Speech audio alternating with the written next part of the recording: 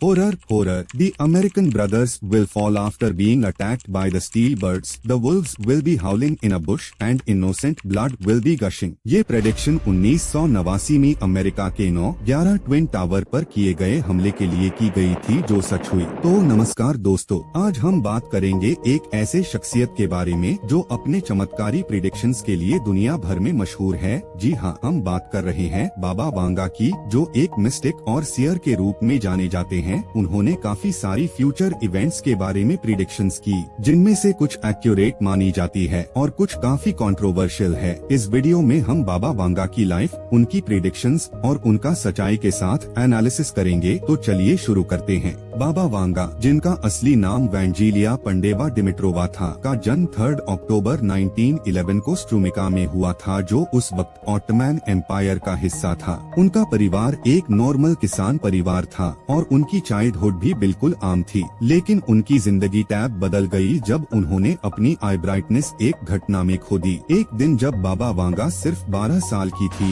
एक तीरहवान टोर्नेडो उन्हें उनके घर से दूर ले गया। इस घटना के बाद उन्हें सीरियस इंजरीज हुई और उनकी आंखों की रोशनी चली गई। इस हादसे के बाद उन्होंने काफी टाइम तक स्पिरिचुअल एक्सपीरियंसेस की बात की और कहा जाता है कि इसी वक्त उन्हें अपने क्लेयरवॉयंस का एहसास हुआ। बाबा वांगा का नाम धीरे धीरे लोगों में फैलने लगा जब उन्होंने लोकल लोगों की जिंदगी के बारे में सही सही प्रिडिक्शंस करना शुरू किया। वो लोगों के प्रॉब्लम्स का सल्यूशन भी दिया करती थी और उन्हें फ्यूचर इवेंट्स के बारे में चेतावनी देती थी। उनकी प्रिडिक्शंस और उनकी हीलिंग पावर्स की वजह से बुल्गारिया और आसपास के शहरों में उनकी पॉपुलैरिटी बढ़ने लगी। कहा जाता है कि उनके पास हर तरह के लोग आते थे, घर के मामूली लोगों से लेकर पॉलिटिशियंस और बिजनेस टाइकून्स तक। अब जानते हैं बाबा वांगा की कुछ फेमस प्रेडिक्शन के बारे में। 2004 tsunami. A huge wave will cover a big coast with people and towns and everything will disappear beneath the water। इस प्रेडिक्शन को लोग 2004 की सुनामी से जोड़ते हैं, जब इंडियन ओशन में एक मैसिव अर्थक्वेक के कारण सुनामी आई थी, जो कई देशों में तबाही लेकर आई, जैसे इंडोनेशिया, थाईलैंड, श्रीलंका और इंडिया। बाबा वांगा की प्रिडिक्शंस को लेके एक बड़ी प्रॉब्लम ये है कि इनका कोई भी क्रेडिबल डॉक्यूमेंटेड एविडेंस नहीं मिलता। जो भी क्लेम्स है वो ज्यादातर वर्ड ऑफ माउथ या रेट्रोस्पेक्टिव इंटरप्रिटेशंस है। उनकी प्रिडिक्शंस अक्सर काफी वेग होती थी, जैसे बड़ी लहर या तबाही, जिनका अलग अलग तरीके से इंटरप्रिटेशन किया जा सकता है। ऐसे वेग स्टेटमेंट्स को किसी भी डिजास्टर के बाद सही प्रूव करना काफी आसान होता है। ज्यादातर लोगों ने उनके प्रिडिक्शंस को सुनामी होने के बाद उससे कनेक्ट किया। किसी स्पेसिफिक डेट, लोकेशन या इवेंट का मेंशन उनके प्रिडिक्शंस में नहीं था। Barack Obama's presidency 2008, the 44th president of the United States will be an African American and during his presidency the country will face a major economic crisis। ये prediction Barack Obama की 2008 में presidency से जोड़ी जाती है, जब वो America के पहले अफ्रीकन अमेरिकन प्रेसिडेंट बने थे। उस वक्त ग्लोबल फाइनेंशियल क्राइसिस भी अपने पीक पर थी, जो 2008 के इकोनॉमिक मेल्टडाउन के नाम से जानी जाती है। बाबा वांगा के किसी भी क्रेडिबल डॉक्यूमेंटेड सोर्स में बराक ओबामा या किसी अफ्रीकन अमेरिकन प्रेसिडेंट का मेंशन नहीं है। ये क्लेम ज्यादातर सेकेंडरी सोर्सेज और रेट्रोस्पेक्टिव इंटरप्रिटेशंस से आता है। 2008 के फाइनेंशियल क्राइसिस के बारे में भी बाबा वांगा की प्रेडिक्शन वेग थी।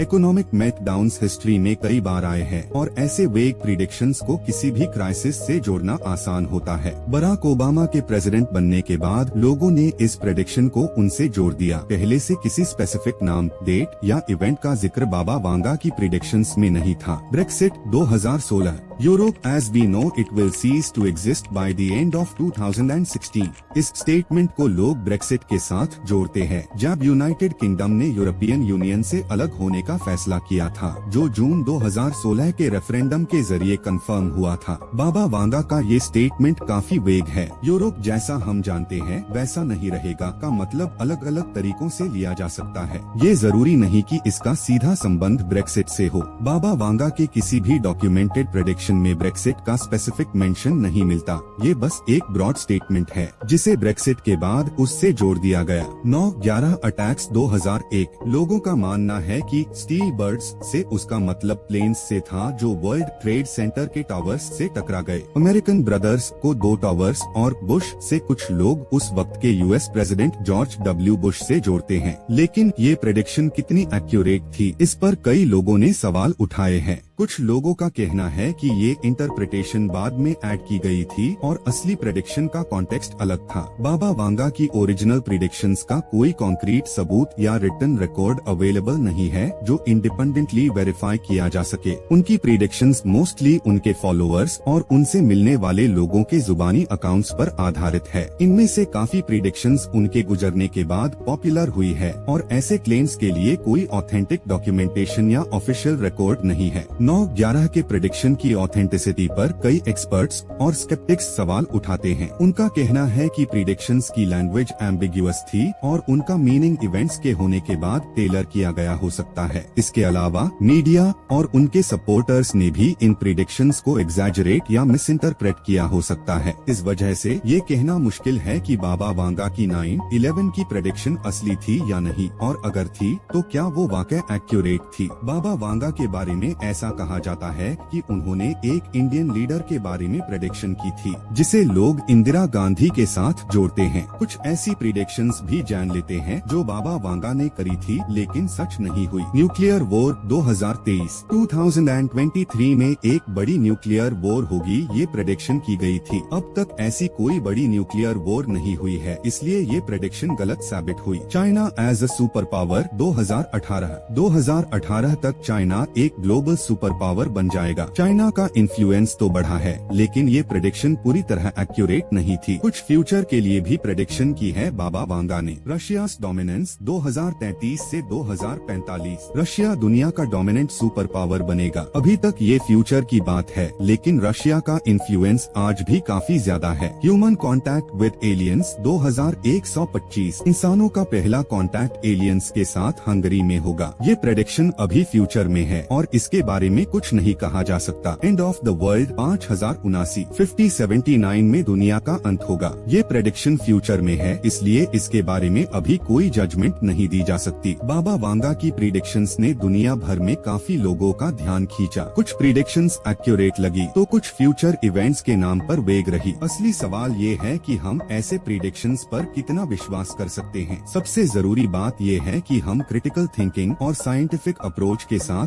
चीजों का एनालिसिस करें। दोस्तों, आपको क्या लगता है बाबा वांगा की प्रेडिक्शंस के बारे में? क्या ये सच में फ्यूचर देख सकती थी या ये सिर्फ एक कोइंसिडेंस था? अपने विचार हमें कमेंट्स में जरूर बताएं। अगर आपको ये वीडियो पसंद आई हो तो लाइक करें, शेयर करें और हमारे चैनल को सब्सक्राइब करें। फिर मिलते हैं एक नए टॉपिक के साथ, तब तक के लिए धन्यवाद।